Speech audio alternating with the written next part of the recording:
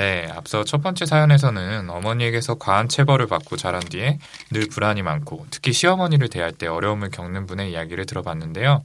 두 번째 사연에서도 어린 시절의 양육 방식이 어른이 된 지금까지 영향을 미치고 있는 사례에 대해서 이야기를 나눠보도록 하겠습니다. 이분 사연도 읽고 나서 참 안타까운 마음이 많이 들었었는데요. 이 사연은 우리의 우성요정, 허규영 선생님께 한번 부탁드려 볼게요. 저는 25살이고 심리학을 전공한 학생입니다. 저는 제가 어린아이를 싫어한다고만 생각을 해왔는데 아이처럼 행동하는 사람을 대할 때마다 화가 나는 것을 깨닫고 제가 어린아이 같은 행동을 싫어하는 것 같다는 생각이 들었어요. 아이처럼이 어떤 것이냐 하면은 다른 사람을 직설적으로 싫다고 표현하거나 좋아하는 것, 쉬운 것만 하려고 하거나 다른 사람을 배려하지 않는 행동을 하는 모습은 아이들이 많이 하는 행동이잖아요. 물론 이런 행동을 볼 때마다 화가 나더라도 그걸 겉으로 표현하진 않지만 화가 가시질 않아요. 저는 이전부터 아이들을 무척이나 싫어했고 왜 그럴까 고민한 끝에 제 나름대로는 할머니의 양육 방식 때문이 아닐까 생각하게 됐어요. 부모님은 제가 아주 어릴 때부터 맞벌이를 하셨고 할머니가 한 집에서 같이 살면서 저를 키워주셨습니다. 초등학교를 졸업할 때까지는 부모님보다는 할머니와 같이 자는 날이 많았어요. 할머니는 제가 생각하기에 자기애성 성격장애 진단을 줄 수 있을 것 같은 분이세요. 할머니는 80대 중반이지만 고등학교까지 다니셨어요. 당시에는 굉장히 흔치 않았을 거라고 생각합니다. 할머니는 이것을 계속 강조하시면서 자기는 다른 노인들과 다르다, 젊을 때 예뻤다, 나는 잘나고 똑똑하다 이런 말씀을 계속 하시고 가족들이 인정해주지 않으면 화를 내십니다. 뿐만 아니라 다른 노인분들과 수준이 맞지 않는다면서 동네에 친하게 지내는 할머니 할아버지도 없고 노인정에 놀러가지도 않으세요. 그러면서 저에게는 어렸을 때부터 차가운 말투로 못생기고 키도 작고 말랐다 많이 뭐라고 하셨고 어린아이를 이해하거나 공감하지 못하고 자기중심적으로 혼내고 비난을 하곤 하셨습니다. 어린아이는 소근육이 발달하지 않아서 섬세한 것은 잘 못할 텐데 도구를 다룰 때 너무 세게 힘을 줘서 망가지거나 종이각에 담긴 음료를 세게 쥐어서 넘치게 만들면 혼나거나 이런 일을 흔했어요. 지금 제가 생각할 때는 올바르게 사용하거나 다루는 방법을 알려주는 게 좋은 것이지 저게 저렇게 혼날 일은 아니라고 생각하거든요. 그렇죠. 이거는 일부러 한 게 아니라면 이렇게 혼내는 건 아니죠. 네. 그런데 이제 화만 내시고 딱히 알려주신 적은 없어요. 그리고 할머니가 인형이나 장난감을 할머니 마음대로 버린 적이 많아요. 반려동물도 몇 번 키웠는데 할머니가 가족들이 없을 때 강아지는 유기견 보호소 같은 곳에 전화해서 데려가라고 하고 다른 동물들은 다른 사람을 주거나 갖다 버리셨어요. 그래서인지 저는 다 잘하고 물건을 마음대로 살 수 있게 되니까 귀여운 것에 엄청 집착하게 됐어요. 인형을 잔뜩 사서 모으기도 하고요. 또 기준을 잘 모르겠는데 지금 생각해보기로는 즉각적으로 아이에게 잘 말해서 가르쳐야 하는 상황은 역설적으로 그냥 지나가거나 넘어가 버리고 부모님이 퇴근하고 오시면 잘못된 행동을 이야기하거나 많은 경우에는 과장해서 이야기해서 부모님께 맞고 혼나는 일이 많았어요. 저는 어릴 때부터 이런 할머니의 비일관적이고 기준을 알 수 없는 양육 때문에 굉장히 혼란스러웠어요. 너무 길어지는 것 같아서 요약하자면 과대감, 숭배 요구, 착취적인 성격, 공감 못함 이런 등 저는 할머니가 자기애성 성격 장애가 맞다고 생각해요. 문제는 할머니가 지금은 떨어져 살지만 어쨌든 본가에 같이 사는 가족이고 저의 주 양육자이며 할머니는 변하지 않을 것이라는 거죠. 저는 이제 어릴 때부터 빨리 어른이 되고 싶다는 생각이 강했어요. 기억이 잘 나지 않는데 초등학생 때는 나중에 애 낳으면 내 맘대로 하고 잘못하면 때리고 혼내야지 라는 생각도 했었고요. 할머니 성격처럼 행동하다가 친구들에게 몇 달 심하게 따돌림 당한 적도 있어요. 엄마는 제가 성인이 되고 나서 할머니 때문에 화가 난 것을 화풀이 하기도 했다고 하면서 미안하다고 하셨는데 어릴 때 엄마한테도 많이 맞았죠. 저는 어린 저를 정말 좋아하지 않았고 빨리 어른이 되고 싶었어요. 저는 뭘 해도 바보 같은 사람이라는 생각을 많이 하고 누가 저를 사랑해 줄 거라고 생각도 안 했습니다. 그래서 저는 심리학을 전공하기 전에는 자존감이 굉장히 낮았어요. 지금도 높진 않지만 타인의 평가가 저의 가치를 결정하는 것이 아니라고 생각하고 넘겨버릴 수 있는 정도까지는 됐습니다. 처음 대학에 와서 심리학 수업을 들으면서 정신역독적 관점이나 성격의 형성 이런 수업을 들으면 수업에 집중할 수 없고 듣기만 해도 너무 괴로워서 그런 수업을 듣는 학기는 거의 매일 울었던 것 같아요. 대학원에 다니는 지금까지 모두 합쳐도 수강한 임상이나 상담 과목은 6과목밖에 되지 않습니다. 대학에 오고 나서는 어릴 때처럼 아이를 괴롭히고 싶거나 옆에만 있어도 예민하게 반응하지는 않게 됐어요. 그런데 제가 싫어하는 아이의 행동은 화가 나고 어린 시절에 제가 많이 생각나요. 많이 싫어했을 때는 어린아이가 울거나 서너 살 정도의 아이가 말을 하는 것 자체도 싫어했어요. 나중에 생각해보니까 제가 울거나 의사표현하는 것을 늘 무시당하고 혼나서 그랬던 것 같더라고요. 깨닫고 나니까 이런 건 많이 좋아지긴 했지만 이기적으로 굴거나 얕은 수를 써서 자기에게 유리하게 굴려고 하거나 말로 통제가 안 되거나 하면 정말 너무 화가 나요. 지금의 저는 제가 좋은 부모가 될 수 없다는 걸 잘 알기 때문에 딩크족으로 살 생각이에요. 많은 경우에 부모님의 양육 방식대로 양육을 한다고 하잖아요. 저는 이론적으로 배운다 하더라도 부족한 부분도 있을 거고 순간적으로 폭력적으로 아이를 대할 수도 있을 거라고 생각해요. 그런데 역설적으로 남자친구에게는 굉장히 어린아이로 퇴행한 모습으로 행동해요. 아직 제 안에 저는 성장을 하지 못한 건지 객관적으로 생각해보면 그렇게 싫어하는 어린아이의 행동을 할 때가 있어요. 특별한 날 남자친구에게 인형 같은 걸 사달라고 할 때도 있는데 이때 굉장히 아이처럼 말해요. 제가 굉장히 듣기 싫어하는 아이들의 높은 목소리 톤이 있는데 그 톤으로 인형 이렇게 별로 먹고 싶지 않은 것을 먹자고 하면 이유를 잘 설명하고 먹고 싶은 것을 말해야 하는데 다른 사람에게는 그렇게 하면서도 남자친구에게 무작정 안 먹어! 라고 아이처럼 말하고 저는 저런 퇴행한 것 같은 행동은 굉장히 특이하다고 생각을 하거든요. 이런 행동이 양육 방식에 영향을 받은 것이고 어릴 때 충분하게 어린아이다움을 인정받지 못한 것 때문이 아닐까 하는 생각이 들어요.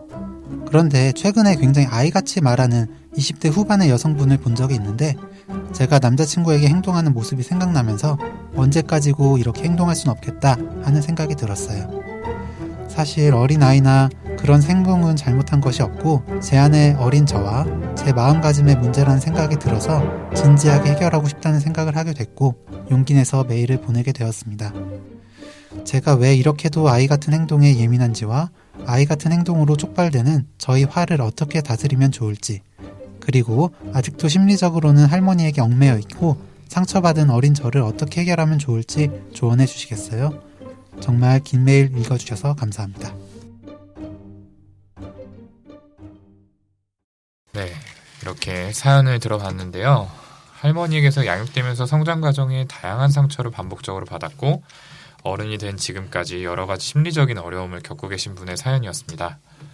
자, 굉장히 긴 사연이었는데 이 사연 보고 다들 좀 어떤 생각들이 드셨어요?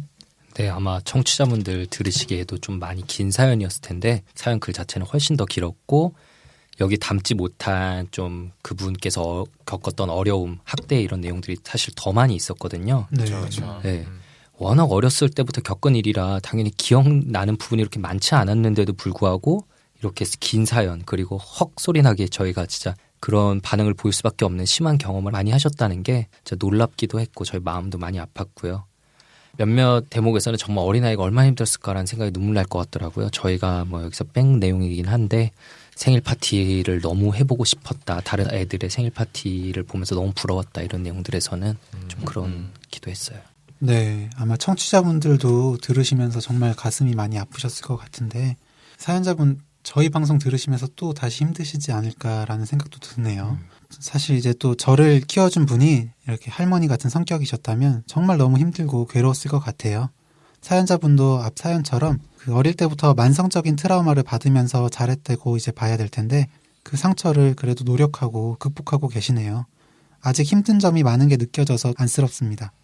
이러다 보니까 정말 진짜 꼭 도움을 드리고 싶다는 마음이 많이 들었어요. 네, 맞아요. 그리고 이야기하신 것처럼 본인이야 정말 당연히 너무나 힘드셨을 것 같고 또 이런 어린 사연자분을 이 시어머니에게 맡기고 직장 다녀야 했던 어머니의 마음은 또 어땠을까 그것도 걱정되고 궁금해지기도 하더라고요. 그 앞에 녹음한 거에서도 저희가 유별난 시어머니 얘기가 나왔지만 이 할머니는 정말 주위 사람 누가 보더라도 뚜렷하게 유별나고 모난 분이라서 이 어머니가 결혼 후에 같이 살면서 많이 상처를 받으셨을 것 같아요. 이런 시어머니한테 어린 딸을 맡겨놔야 한다는 게 늘 좀 불안했을 텐데 또 현실적인 상황이 어쩔 수가 없으니까 속상할 때가 많지 않으셨을까 싶네요. 네, 아까 이제 김기훈 쌤이 얘기해 주셨지만 사실 사연자분이 저희에게 보내주신 실제 메일에서는 저희가 지금 들려드린 것보다 훨씬 더 많은 내용이 있었습니다. 그 할머님의 여러 가지 특이한 성격 그리고 평소 언행들 그리고 그 때문에 사연자분이 자라면서 계속 상처를 받았던 에피소드들에 대해서 굉장히 자세히 많은 비중으로 적어주셨는데요. 자, 이 사연자분의 심리를 분석하고 고민에 대해 조언 드리기에 앞서서 우선 굉장히 이제 사연자분께 큰 영향을 미치고 계신 양육자인 할머님, 이분이 어떤 분이고 또 사연자분이 어떤 방식의 양육을 받은 건지 이걸 좀 구체적으로 살펴보는 게 필요할 것 같습니다. 네, 이 할머님 참 여러 가지 생각이 드는데요. 먼저 성격적으로는 뭐 저희가 전에도 몇 번 다뤘던 비군의 성격, 특히 이제 자기애적 성향이 두드러집니다.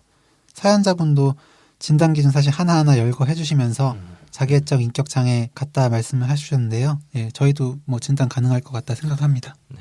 사실 사연에서 저희가 많이 이 할머니의 모습을 잘라서 청취자분들께 제대로 전달됐을까 하는 걱정이 약간 되긴 하지만 이분의 모습은 워낙 전형적이어서 의과대학 시험 문제의 케이스로 나올 것 같은 그 자기애적 인격장애 모습이었던 것 같아요. 네, 맞아요. 네, 스스로의 외모와 뭐 교양 수준 그리고 역할에 대해서 이렇게 현실적이지 않은 과대감이 있어서 동년배 노인분들을 무시하면서 뭐 전혀 어울리지 않으시고 그리고 비판받거나 무시 나간다고 느낄 때는 감정을 조절하지 못하고 폭발하신다고 하셨고요.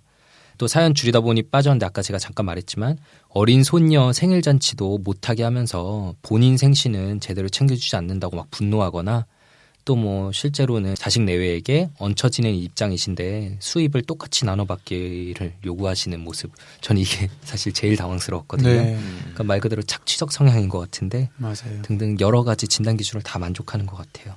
네, 이 많은 인격장애 성향을 띠신 분들이 나이가 들어가면서 점차 증상이 호전되는 경우도 사실은 많잖아요. 성숙해지시기도 하고 주변과 마찰이 하도 많으니까 모난 부분들이 조금씩 둥글둥글 깎여 나가시는 경우들도 있고 그런데 이 사연 속 할머니 같은 경우는 최근 모습도 이 정도이신 걸 보면은 사연자분이 어린 시절 때는 정말 자기애적 성향이 뚜렷하시지 않았을까 싶네요. 사연자분이 그 아래서 겪으셨을 일들을 생각하니까 뭐 저희가 여러 차례 말씀드렸지만 진짜 안타까운 마음이 듭니다. 성격적으로는 이렇게 외현적, 자기애적 인격 성향이 현저하게 보이는데요. 저는 특히 타인에 대한 공감 능력이 낮은 점이 더 눈에 띄었어요. 그래서 아까 얘기에 나왔었던 것도 아직 어려서 섬세한 손기능이 미숙한 손녀가 이 종이컵을 쥐다가 음료수가 넘쳤다고 손재주가 없다, 막 멍청하다 이렇게 혼내는 건 정말 아이의 눈높이에서 바라보지 못하는 공감을 전혀 못하는 모습이잖아요. 네, 그렇죠. 이렇게 낮은 공감 능력도 자기애적 인격 특성 중에 하나고 또 다른 사람도 아닌 친손녀에게 보인 이런 모습은 정말 그 뭔가 선을 넘어가는 것 같은 그런 모습이 느껴지거든요. 맞아요. 네, 이런 두드러진 성격 특성, 그러니까 공감 능력이 양육 방식과 태도에서도 당연히 나타났을 텐데 뭔가 실수하거나 실패해서 위축된 아이에게 이렇게 비판적이고 냉소적인 반응은 정말 큰 상처를 줄 수 있는 어떻게 보면 사실 정서적 학대로도 볼 수가 있죠. 그래서 절대 피해야 할 태도잖아요. 근데 이런 반응이 일상적이었다니까 아이한테 미친 부정적 영향이 정말 컸을 것 같습니다. 그죠. 그 어린아이는 실수를 해도 반복적으로 괜찮아, 잘하고 있어 이런 메시지를 받으면 그래, 나는 사랑받을 만한 사람이야 라는 이런 긍정적인 자기 이미지를 형성하게 돼요. 그렇게 발달 과정을 거치면서 건강한 자존감을 형성하게 되는데 다른 사람도 아닌 이 주 양육자로부터 이런 식의 피드백을 반복적으로 받으면 아이는 매사에 위축되고 또 자신감 없는 모습을 보일 수밖에 없죠. 또 성인이 된 후에 어떤 어려움을 맞닥뜨릴 때도 어차피 난 안 될 거야 이런 식으로 이제 낮은 자기 효능감을 가지게 돼서 좀 쉽게 좌절하게 되는 경우가 많습니다. 또 누가 너를 좋아하겠냐 이런 말도 자주 들었다고 얘기를 해주셨잖아요. 네, 좀 심하죠. 네. 이런 말은 긍정적인 대인관계를 위해 기본적으로 필요한 타인에 대한 신뢰. 그러니까 이를테면 내가 어떻게 하면은 상대방도 좋아해주고 똑같이 나한테 잘해줄 거야.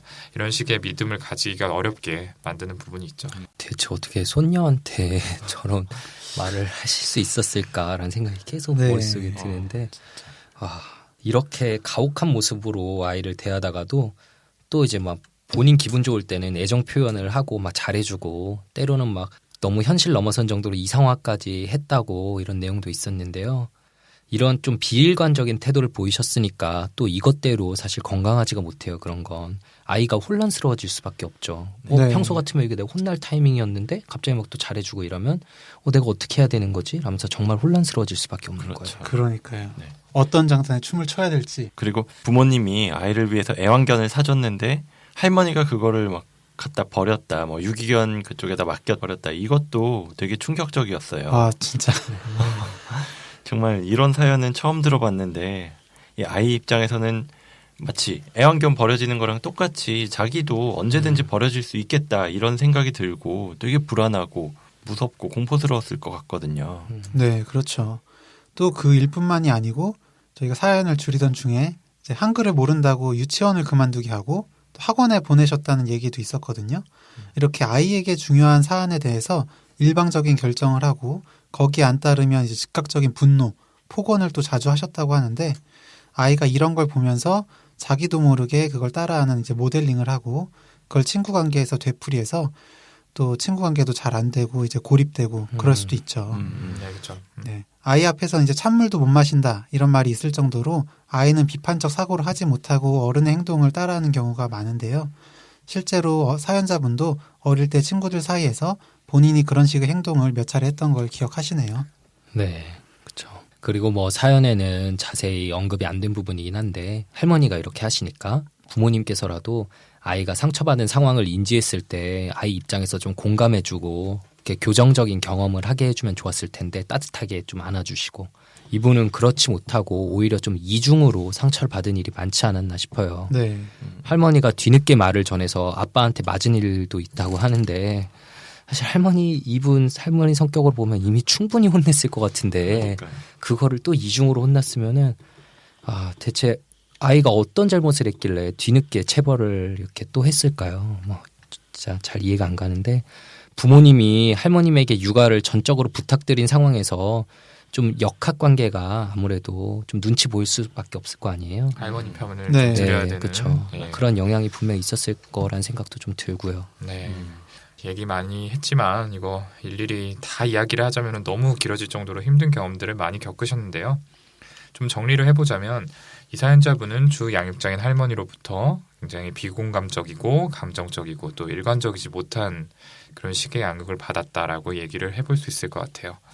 그걸 보완해주고 보듬어줘야 될 부모님에게서도 좀 보호받지 못한다고 느끼는 상황이 많이 있으셨던 것 같고요. 네. 그래서 지금까지 이야기한 이런 여러 가지 문제적인 양육 방식 중에서 한두 가지만 겪은 경우에도 건강한 발달에 큰 걸림돌이 돼서 어른이 된 다음에도 성격이나 뭐 대인관계, 뭐 직업적인 기능 이런 여러 가지 인생 전반에 영향을 미치곤 하는데 이 사연자분은 이 여러 가지 상처를 계속해서 받고 자라고 또 심지어 지금도 이 할머니에게 상처를 받을 때가 있다고 하셨는데 이렇게 어린 시절에 시작돼서 만성적으로 지속된 정서적 학대가 지금도 계속해서 이분의 삶에 부정적인 영향을 미치고 있다는 측면에서 저는 복합적 PTSD를 또 생각해 봐야 될 것 같아요. 네. 네, 이 복합적 PTSD는 제 앞 방송을 들으셨던 분이라면은 저희가 간단히 짚고 넘어갔던 게 아마 기억나실 텐데요. 정신분석뿐만 아니라 저희 소아정신의학 분야에도 한 획을 그으신 윤희 선생님께서 좀 설명해 주시죠. 뭐 제가 할 수도 있지만 PTSD를 전공하시고 PTSD에 대해서 정말 조예가 깊으신 정우성 선생님께 좀 부탁드려 볼게요. 저요? 이제 자동으로 나오시네요. 그쵸. 뭐 허우성도 아니고 정우성이라고 불렀는데 반응이 바로 나오네요. 네, 그동안 그렇게 부르는 거 되게 싫어하는 것처럼 말하더니 그렇게 연기했잖아요, 네. 진짜. 되게 웃으면서 저요라고 하셨는데 저희 죽여버리고 싶다 그러고 영혼 없는. 그런 안 그래도 멘트도 친구들이 이 뭐 겉으로는 막 싫어하는 것처럼 하면서 속으로는 이제 호우하는 그 짤 있잖아요. 그거 보여주면서 이게 너 지금 니십니다. 네 마음이 이렇지 않냐라고 했었는데 네, 뭐 그 정도로 제가 전공을 한 건 아니지만 예, 또 한번 설명을 드려보겠습니다. 사실 이제 앞에서 사연에서도 이제 설명을 드렸었던 내용이긴 한데요. 일단 PTSD부터 다시 설명을 드리면 우리나라 말로 외상 후 스트레스 장애잖아요. 쉽게 생각하면은 외상 이후에 여러 가지 반응들이 생겼다라는 건데 뭐 당연히 일반적으로 한 차례 혹은 그 이상의 강렬한 외상이 있어야 되는 게 선행 조건이고 이 외상으로 인해서 재경험, 회피, 과각성을 겪는 경우에 진단을 고려하는데 예를 들어서 교통사고가 났다고 생각을 하면은 이게 자꾸 꿈에서 교통사고 당하는 이런 꿈을 꾸게 된다면 그걸 재경험이라고 할 수 있겠고요. 차를 이제 못 타게 되고 하는 걸 이제 회피, 깜짝깜짝 놀라고 식은땀을 흘리는 등의 이제 과각성 이런 증상이 있으면 PTSD를 진단할 수 있게 됩니다. 그런데 유아기부터 반복적으로 계속해서 신체적 혹은 정신적인 학대, 이런 잘못된 양육을 받은 경우에는 이런 전형적인 증상뿐만 아니라 성장 단계에 따라서 굉장히 다양한 양상의 문제를 초래합니다.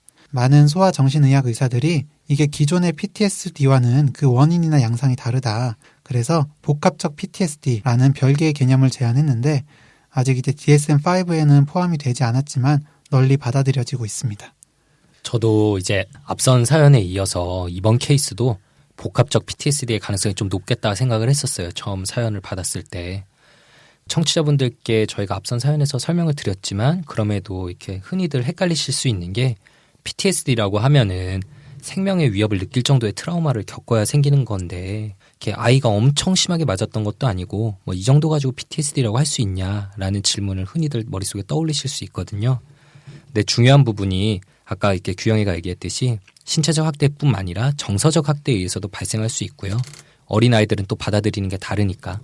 그리고 오랜 기간에 걸쳐서 학대를 받으면서 이렇게 생긴 작은 트라우마들이 수없이 쌓이고 쌓이면서 발생하게 되는 거죠. 한 번에 큰 사건으로 생기는 기존의 PTSD 개념과는 좀 다른 거라고 생각하시면 되겠습니다.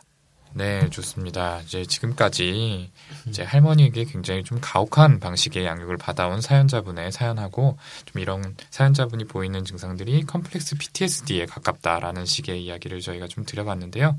워낙 좀 사연이 길고 나눌 이야기가 많다 보니까 조금 방송 분량이 늘어나는 것 같아서 여기서 한번 끊고 저희는 2부에 이어서 또 이분의 사연을 가지고 말씀드리도록 하겠습니다. 예, 곧이어 이어지니까 바로 들어주세요.